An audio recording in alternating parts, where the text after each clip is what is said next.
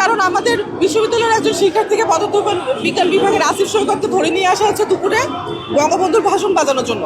তার প্রতিবাদ হিসেবে আমরা এখন বঙ্গবন্ধুর ভাষণ বাজাচ্ছি শাহবাগ থানার সামনে।